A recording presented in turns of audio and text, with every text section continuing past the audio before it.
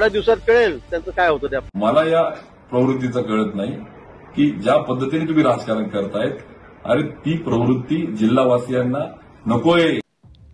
जळगाव नगरपालिका निवडणुकीच्या पार्श्वभूमीवर राजकीय वातावरण धगधगत असतानाच मोठा राजकीय ट्विस्ट समोर आलाय.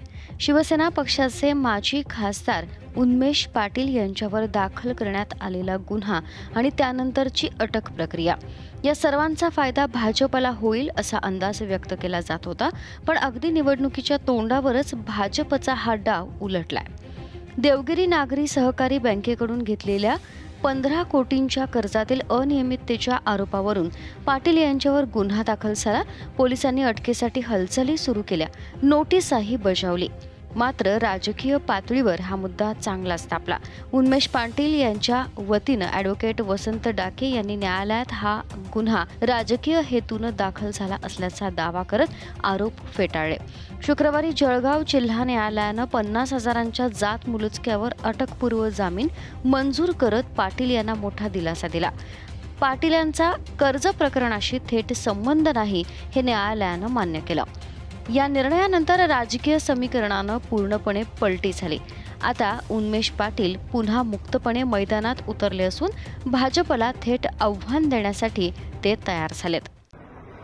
भाजपातल्या या प्रवृत्तीविरुद्ध मला लढा होता की जी प्रवृत्ती बदल करून लोकांच्या विषयाला, शेतकऱ्यांच्या विषयाला प्रायोरिटी देण्याऐवजी बदला घेण्यामध्येच मग्न होती.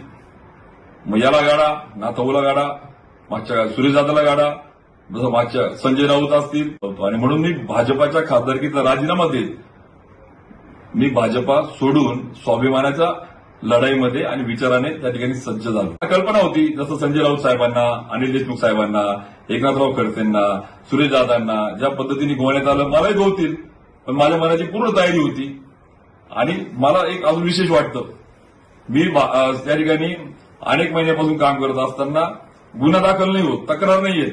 माझी बदनामी करायचं यांचं षडयंत्र बघा तुम्ही, की ज्या वेळेस लोकसभेची निवडणूक येते एक उद्योजक कोणीतरी तक्रार करतो आणि सांगतं की उमेश पाटलांनी फसवलं. तक्रार फक्त, गुन्हा नाही.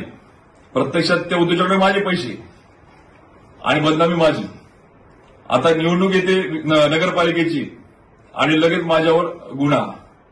म्हणजे मला या प्रवृत्तीचं कळत नाही की ज्या पद्धतीने तुम्ही राजकारण करतायत, अरे ती प्रवृत्ती जिल्हावासियांना नकोय. जळगाव जिल्ह्यात आधीच गरम असलेली राजकीय लढत अधिक तापणार हे निश्चित. भाजपनं पाटील यांना खटल्यात अडकवून कोपऱ्यात खेचण्याचा प्रयत्न केला, पण निकाल अपेक्षेच्या उलट आला आणि निवडणुकीच्या उंबरठ्यावर भाजपचा डाव खरंच उलटला.